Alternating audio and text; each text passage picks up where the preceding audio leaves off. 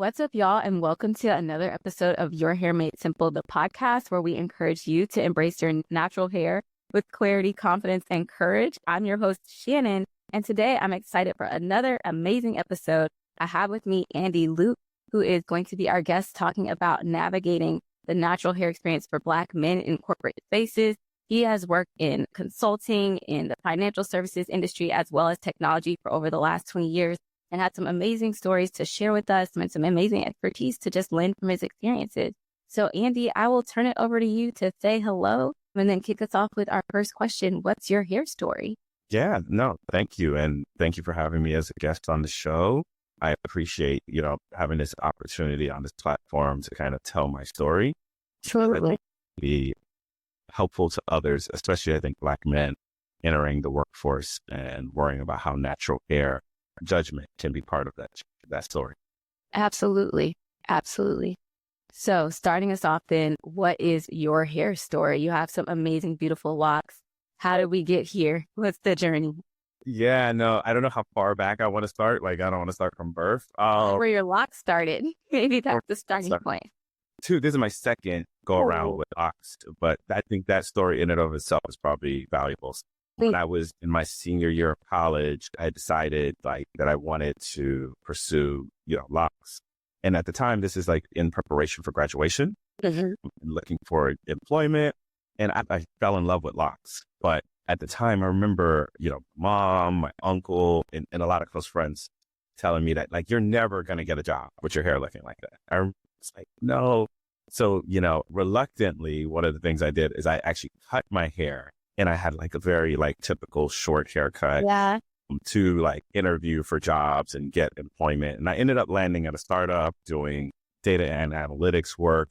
And I remember talking to, and it was a very small company. I'm talking 30 people, less than 40. And I remember talking to the CEO at lunch one day. And I was like, yeah, I used to have longer hair and cut it because, I didn't think I'd get a job. And he said, I seriously don't care what your hair looks like. And I was like, oh, wow, game on. So I actually started growing this set of locks after hearing him make that comment. And that's when I started growing my hair out again and starting the journey from there. Yeah, I think I don't know if you're a fan of Living Single, but I am a fan of Living Single. And there's an episode where the character Kyle is up for a promotion in his corporate job. And there's another Black man in the office that's really the one saying, you're not going to be able to get promoted or perform with your hair this way. And then the actual boss is like, no, we were going to give you the promotion. We don't care what your hair looks like. Right. And so hearing your story just made me think about that experience of being your family, your friends and your peers, all of these other voices surrounding us who look like us and want the best for us, but, are saying you aren't going to be able to succeed in this space. And then you get to the space that you're trying to get to and actually you find that there's an opening, right? For you to grow your hair. It's interesting you say that because yes, in that environment, there was an opening. But remember when I was working on my master's at the same time while I was working at the startup, and then I was looking to work for a bigger company. And I remember going to a large conference where there were companies interviewing people. And I remember I interviewed for this Fortune 500 company, right? One of my dream companies that I would ever want to work for, and had my hair done well, brand new suit, tie, did everything to look and present as professional as possible. And I remember I went through multiple rounds of interviews. And at the end, they sent a Black partner into a room with me and said, hey, it's not that we are uncomfortable with your hair, but we have clients that might be. Would you be open to cutting your hair to be able to work at this company? Because we love who you are. We love what you bring. We love how you've interviewed. But the hair thing is an issue for us. And they sent a Black man into the room to have that conversation with me. And after already cutting my hair once and the impact I think it had to my own self-confidence, I just couldn't see myself going through that again. I ended up getting a job with one of their major competitors, interestingly enough. But I remember that's my first interaction where in the corporate environment, I was actually told, yes, this is not going to be something that would allow you to be able to gain employment with us. Yeah. Yeah. And to have another Black person be the person sent in to tell you that too, that, I can imagine just discomfort on many different levels and probably some processing afterwards. And so I'm glad that in that moment you were able to kind of advocate for yourself and get a job with their competitor, right? Because we love that. But just kind of navigating that experience afterwards, how did you, I guess, like process that and then internalize that to consider, career moves that you would make going forward? Yeah. So, again, like just to call back, like cutting my hair the first time was a traumatic event for me. And, many people were like, it's just hair. I remember that was like the comment that people would say, it's just hair, but I just feel like it was more part of my identity and that I was suppressing some of who I am by actually, getting my hair cut and actually following through with that. I remember I'm going to call to later on in the future. I was working at a Fortune 500 company on Wall Street. Mm-hmm. And I remember it was suit and tie every single day. There was no casual Fridays. And I remember walking down the halls and I used to meet with one of the chief operating officers frequently. And one day walking out of his office, there was this Black woman that was sitting at a desk and I just sparked conversation with her. And she said, and she's younger, and she said, I see you walking down the halls all the time with your locks and walking into rooms that with people that I've never spoken to that I one day want to. Gives me so much pride to see you succeeding with your natural hair, right? And I never forgot that conversation. And maybe, for her, it was just a comment, but it was something I internalized. And I was like, I can never see myself like cutting my hair, not even just for me, but now like I'm a representation, because when I was first going into corporate America, no one had locks. No one hair that looked like mine, right? So for me to kind of break down those walls and be like an example for others behind me, not like I'm like a martyr or something like that, but it just felt like, today when I'm looking at, I just got back from Afrotech and I see all these Black men just unapologetically Black with their hair. And I'm like, it brought a sense of pride. Like, this is not what it was like 20 years ago when I was first coming into the industry. And it's definitely something to be proud of. I think it's kind of like when you are authentic to who you are, it just opens up room for other people to see that, hey, like, I don't have to hide who I am either. I don't have to hide like my hair or a part of myself. Like, there's room for me to also like show up in this space and figure out who I am and walk that path. Exactly. And, and I think for others, they get to be themselves. Like when you think of like, what's that hairstyle where it's like business in the front, party in the back? What is it called? The mullet? The mullet. Yeah. Like you could be a white man in corporate America and wear a mullet, right? And nobody would really judge you, right? But as a Black man with locks, you don't necessarily get that same privilege, right? There's almost an acceptance that, that you can have more diversity in hairstyle as a person who's white, which is different for people who necessarily look like me, right? So yeah, that was the hard part. No, I agree with that. I even think about like the range of color that others are allowed to embrace in their hair. Like there's just so many different dynamics and layers when it comes to that as well. But being able to kind of lead the way and in locks, I think that's been an amazing part of your journey. So you said you fell in love with locks in college. I want to kind of go back a little bit. Why did you fall in love with locks? What made you fall in love with them? So I guess I'll go into childhood a little bit. Yeah. So one, I'm a Caribbean background. I'm Haitian American, and growing up in a first generation Haitian, you only were allowed to have one hairstyle, and that's like an even low haircut all around. Even a fade would be a problem. Wow. You would be called what they would say a vagabond, right? Which is a vagabond I was like, what is that?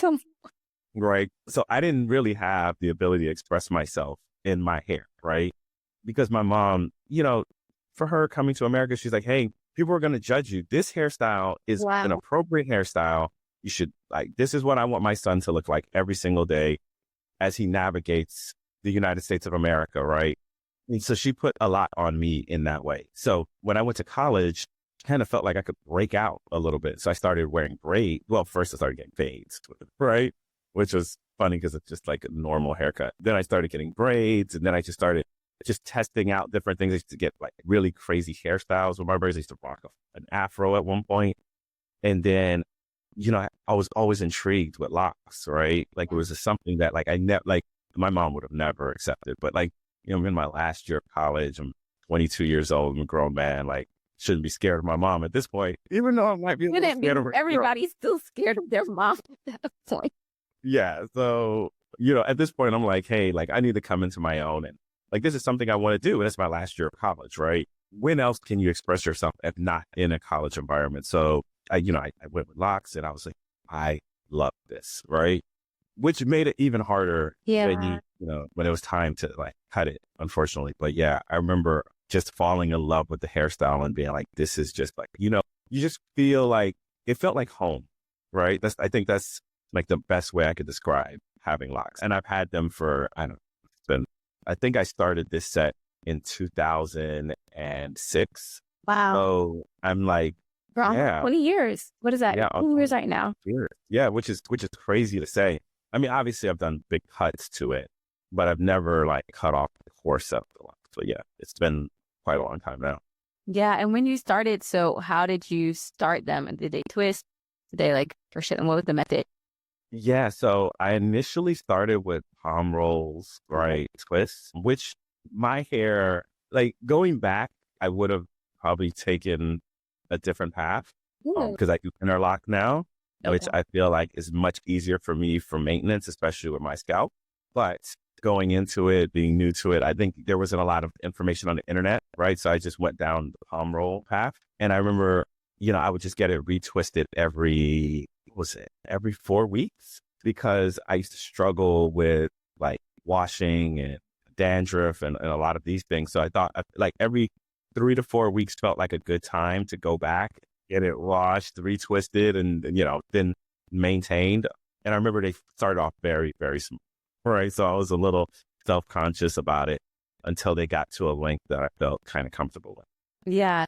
And clarifying question just for those that are listening, like, so palm rolls versus interlock. Can you just elaborate like what the difference is a little bit? So, Yeah, so yeah. palm roll is literally like it sounds like you're using your palm to like roll the locks and tighten them until they, get, and then you use some type of gel to kind of bind the hair so that it doesn't ravel. Where interlock is literally like you taking like a tool to kind of like go in and knock the lock at the root. So the benefit of the interlock is that when you wash your hair, it does not come loose. Where with interlock, the root is always to a certain degree still a little unlocked so that when you do wash it, that afro portion of it comes back out and you need to retwist it to make sure that it's like, clean and Mhm. kind of in the lock form. And you said with the I think that's the best way. with the palm roll, the root is still a little loose. Yeah, with Yeah. the With the palm roll, the root is still a little loose, right? Like the ends of the locks have had time to mature and lock yeah. themselves, but at the root, it still can unravel. Okay. Yeah. I didn't realize that piece about the palm roll, but although it makes sense based on the structure and how it's done. Exactly. Whereas with the interlock, you're literally, the new growth is literally being interlocked, Yeah. right? With a tool and you're knotting it at the root so that the benefit is you can go swimming, you can wash your hair like the day after you get your hair done, which I think allows more flexibility. Like, especially like if I was blessed to have a daughter and she wanted locks, I would recommend that because it doesn't limit you. I know a lot of, women are like, oh no, I can't do this or that because of my hair, where the benefit of this is like, I could just go wash my hair tomorrow and I'm fine. Right. Yeah. Yeah. Man, it sounds like you learned a lot, not only about just locks, but about like the maintenance part of it as well over your over your day, which I think is important. I think when you're going, from being a loose natural to like locking your hair, there is kind of this one, some people think it's gonna be easier for me. Like I don't have to necessarily do anything with it, which is not 100% true, but like the maintenance does look different, right? It does look different. And, and like I said, I dealt with a lot of issues with my scalp. I remember I went to a dermatologist. I was trying every shampoo that existed known to man to try to like minimize the amount of dandruff. And then I think at one point in time, I did started getting my hair twisted every 2 weeks. I actually said it's worth the money. And I know that like my scalp had like a 2 week window where it would not flare up Yeah. unless like I put something in it. Sometimes I would choose the wrong things, put it in, and it would like, Hmm. it would cause issues. But every 2 weeks felt like a good maintenance strategy. So for years, I'm going to say maybe like 8 years, every 2 weeks, I would get my hair palm rolled and washed by my hairstylist just to make sure that like I prevented. So it would look as neat as possible being in corporate America, because obviously I'm working in consulting, I'm working in Wall Street, I'm working for other financial services companies. So to me, having my hair always looking as pristine as possible was important. So every 2 weeks I would get my hair, which was an expensive cost, Yeah. but thing I was willing to take on to maintain my hair, but also be able to navigate corporate America. But then I learned, as things, which is crazy to say, like as YouTube and these other platforms started to come out, you see other people going down the same journey, sharing their maintenance strategies, and you're kind of figuring out what works best for you versus what works best for others. No, absolutely. I think the YouTube university era opened up so many doors. I don't think I've had too many episodes where guests have not mentioned how YouTube was a game changer and just really at least being able to learn what's out there, learn more about styles, learn more about possibilities, right? And like breathe the inspiration for it. So it's not at all surprising that YouTube was also part of that for you and your journey. And then you were able to make the switch from doing the palm rolls to doing the interlocking. Yeah, I Wow. did the interlocking, and I've been interlocking, I think, for the last 3 or 4 years. And it's made it, it's like, even, going swimming, like if I'm on vacation, or like if I just want to wash my hair, I just don't feel like, I don't know, maybe I've been doing a lot of cardio and sweating a lot. And I'm like, my scalp is just too much sweat. I need to wash it. I can just wash it whenever I want and just feel comfortable. And it lasts longer. Yeah. I don't have to get my hair done as frequently. It just made life a lot easier for me to go to interlock. Were the scalp, because you said you had some scalp irritation, which I've absolutely experienced too, just, learning your hair and figuring out what works for you and what doesn't. Was it partially because of how you were locking your hair or just like the cadence in which you were maintaining it too? So I would say it was a couple of things. I think naturally my scalp probably needs to be washed more than others. Two, I work out a lot, right? I work out maybe anywhere from 3 to 5 times a week. So I think a lot of sweating and stuff like that happens. Mm-hmm. And then I think my scalp is very sensitive to some products. Now, early in my journey, and I was also younger, like I didn't necessarily challenge hairstylists with what they were using to kind of like put in my scalp. But then I remember this is actually when I moved to Brooklyn, and that hairstylist was like, oh, there are some products that like are causing this irritation for you. I'm going to actually use different things, And as she started to change the things she was using, I started seeing different impacts on my scalp. And then also the things I would use on a daily basis to kind of like to add moisture to my scalp. I think sometimes those things caused irritation, right? Buildup, yeah. I tried to go down every path, like everything you could think of to put in your scalp. So yeah, so it's been a journey, but after all these years, I think I have a kind of a routine that makes sense. Yeah. So it sounds like understanding the right product, and then now you switched to interlocking. Was that a challenging thing to do? Did you go to a loctician to do that? Like, what is that process? So I am a very, very blessed man in that my wife. We love that. Shout out my wife. Yes. Abby, if she's watching this or if she does watch at any point, she has locks and she interlocks her own locks. So she has sister locks or what looks like sister locks. I don't know. There's like a brand associated with sister locks. Yeah. So it's not done a certain way. I don't think you can necessarily call it that, but they look like sister locks. And so she saw me going to get my hair done all the time. She's like, hey, I can do your hair for you. But she's like, I don't do palm roll. I do interlock. Right. And I was like, there's like, even like in the lock community, like the stigma between palm roll and interlock. And I started off palm roll. So I never seen a reason to go the other route. Yeah. And she's like, I'll do it for you once. If you don't like it, you can go back to palm roll. And I haven't stopped since. So I've been blessed. I don't have to pay to get my hair done, and I can get it done whenever I want after I put my son to sleep. We love that. As long as the son is asleep, the hair can get done. That reminds me of like my mom used to cut my dad's hair, and they just like go out in the foyer and he just bring out the strippers. And I just be like, I hear this faint noise. And then I just roll over. I'm like, nope. And then come to find out my dad was getting his hair cut. Very much probably a shorter process than like doing your locks, but yeah, a similar experience. That's true. Yeah. So it takes about an hour for her to do the hair. And we usually just watch a TV show on Netflix or on, something together during that time. So the time goes by pretty quickly. And she does it once every 4 to 6 weeks. So, yeah. And so it definitely changed your cadence of needing to get your hair done too when you took your method. Yeah, it definitely got. It definitely did because, with palm roll, like I said, I think again, like every time you wash your hair, you probably need to redo it because the root is now loose again. Where now I can wash my hair and I don't have to worry about the boot being loose. Mhm. Mhm. Oh, the more you know, the more you know. Yeah. Yeah. Okay, so that's kind of like your lock maintenance routine. We talked about you starting out your journey with locks and kind of your first professional experience. And now we're fast forwarding, right? You're like 20 years into your career. You're definitely navigating around a couple of different spaces, going from consulting, going through from the financial sector. Now you're at a tech company, so in terms of climbing the corporate ladder and navigating across these companies for the longevity of your career, how have you seen that take effect in regards to your hair? You know, I think that now there are more people that look like me with hair like me in corporate America. So I think it's less taboo than it Yeah. was, I think, back in the days.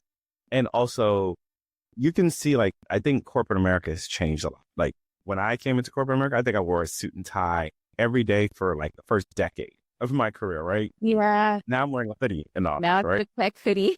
Yeah, it's the tech hoodie, or everybody's kind of like, there's so much that's changed. Like, hybrid was not a huge thing. Work from home was not a huge thing. Now people routinely do hybrid. People routinely work from home. There is not even like a casual Friday. It's casual every day, right?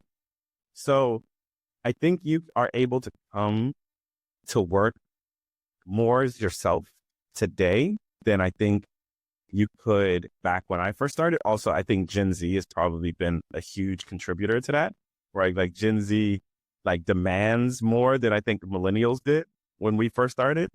Millennials are just tired. Okay, we're just out here doing our best.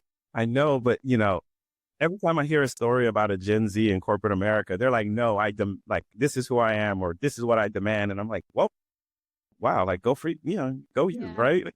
Yeah. Where millennials, we just took a beating and we're just happy to get paid. So I definitely think the world has changed and it looks a Yeah. lot different, at least here in America. I can't speak for like my European colleagues and Asian, people who work in Asia, but here in America, especially in the big cities in New York, DC, Atlanta, I think you're allowed to definitely come to work more as yourself and be judged more so on your work product than that's necessarily like how you present. Yeah. It's interesting, right? Because even as you're saying it, I'm just like, we had to get to a place where we're allowed to come as ourselves and be judged on our work when should that have not been the case all along, right? Like it gives pause to really think about where we've come from and where we're going. Yeah, agreed. And I was actually I mentor a lot of people, and I was talking to one of my friends about her career journey. She was saying, I wish X, Y, Z. And I was like, yeah, we could, what is the saying? Don't cry over spilled milk, right? Like, we could always go back and say we wish something would have been different, but what we can control is the future, right? So I don't necessarily like sit back and think about how things were, but I'm just happy things are different now. And how do we shape the future? Well said, right? What's in your locus of control? Like, what are the things that we can do? I have this platform. This is what I can do. You're Yeah, and representing in your spaces, and so like those things are important as well. yeah, and I think platforms like this are very important, right? Just like we said, like YouTube kind of did a lot for me and my hair journey, and you having like this podcast, this YouTube channel, having different people from different spaces talking about their journey, I think will make life a lot easier for those that are coming behind us. Yeah. So in your learned experiences, then, what's a myth that you would like to debunk about being natural in corporate? That you can have natural hair and it not be professional. I think we just kind of touched on that a little bit earlier. I think originally, and maybe I'm still thinking about the past a little bit, maybe it's completely changed now, but people did not see natural hair necessarily as professional as, you having like these, a perm, or you having like like my mom would say, an even cut all across, an even haircut, right? Those were always deemed to be seen as professional. And I don't think that's true. I think you can be professional and have many different natural hairstyles, right? And I go back to Afrotech. I just got back from Afrotech. Shout out Afrotech. And yeah, shout out to Afrotech, which I wish in my 20s something like that existed, right? It was people being unapologetically Black, all right, in many different ways, even in your vernacular, in your look, the way you dress. but still being professional at their core. Like, And getting the jobs. I've seen a lot of the and, different clips, and it's like people have fun and they were in the interviews getting the jobs. and getting the jobs, right? So, and I saw so many different hairstyles. And I think the other thing that a lot of people think about, especially Locs, is that it doesn't have a lot of flexibility. It has one look to it. But when you see, what are the two sisters? It's Haley and Hello, Chloe and Hallie. Chloe and Haley. Yeah, and Hallie. Like, if you look at the different hairstyles they show up with, it shows you the Their flexibility. team is working. Okay, they get wigged over those lots. Shout out to Chloe and Hallie's hair team because they are hard workers. I admire them all the time. Like, how are they doing this? What magic? Yes, if I had to sum it up, it would be definitely that natural hair can be professional. And two, you have flexibility, right? Like, it doesn't box you into a corner where you can only do one thing or only have one look. You can do a lot with natural hair. Yeah. Yeah. I love that. And so we're getting kind of to our point, we're winding down. And so I want to ask, and if you feel like your last answer was the answer, then that's fine too. But like for people, especially Black men, right, who are thinking about their hair, who are thinking about showing up in corporate with natural hair, maybe they aren't in a major city too, you know, but like what advice would you have for them to kind of really step out and start their journey or keep walking their journey? Yeah, I'd say, definitely if this is the journey you want to go on, you have to be one committed to it, right? There's going to be obstacles in your way, but I think that's true in general and in life, right? There's always going to be obstacles. Yeah. Don't let, your want to, to present a certain way, limit your progress or wherever you're trying to get in your journey, your career. I'd say, what's been important to me is I'm committed to having locks. I'm so far in my career at this point that like I have the resume that I think I can work for probably any company I want, and my locks are less of an issue. But even early in your career, I think you just have to be committed to it and live in, your truth and just be unapologetically who you want to be, and don't allow corporate America to necessarily push you in a different direction. Yeah. And I think to your point, because you have the resume now, but that's a resume you built while growing your locks. So it was not a resume journey separate really from your hair journey after kind of that, first iteration and the first job experience too, but also for the places for the place, that was not aligned, you were able to find a competitor that was aligned too. So knowing kind of like the values that you want to stand on is really what it sounds like. Yeah, no, that's true. And I've worked for like a lot of great companies. I've been at Booz Allen, Deloitte, Accenture, Capital One, Goldman Sachs, now Google. Yep. And all of them accepted me for who I was. And I've never had really anybody to my face say anything negative about my hair. Obviously, you never know what's said behind closed doors, but I don't think it's necessarily prevented me from getting to where I want to be. Yeah. Yeah. And I think that's, great for people to hear.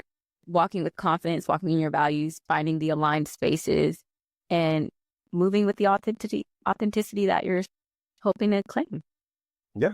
Yes. All right. Awesome. Well, then my final question for you is if you could say one affirmation to your hair right now, what would it be? Man, rather than an affirmation, I'd say thank you to my hair, right? Because I think the confidence that it's given me has allowed me to, I think navigate the world in a way that I felt authentically myself and authentically Black. So I'd like to thank what it's done for me more so than me trying to give it affirmation, right? So yeah. Well, that just made my heart so warm because I think really what you just said hit at the core of everything. You wearing your hair in the way that was most authentic to you gave you the confidence to show up in all these spaces. And I think maybe that's one of the biggest takeaways too, is like for people who are listening, what is going to make you the most confident? Embrace that and show up in that, because confidence can carry you, miles and miles and miles so far. But I love that affirmation of just thank you. I think that's so beautiful. And our hair carries a lot. It carries our stress, our emotion, all of our things. We put it through all these different environments. And so sometimes thank you is more than enough. Yeah, agree. Yes. Awesome. Well, Andy, it was such a pleasure talking with you today. Thank you for joining. And for those who are listening, make sure that you text or share this episode with someone who you think it will resonate with. Subscribe to our newsletter list and keep up with our episodes. And until next time, remember that all hair is good hair and your hair is good hair. All right. Bye, y'all.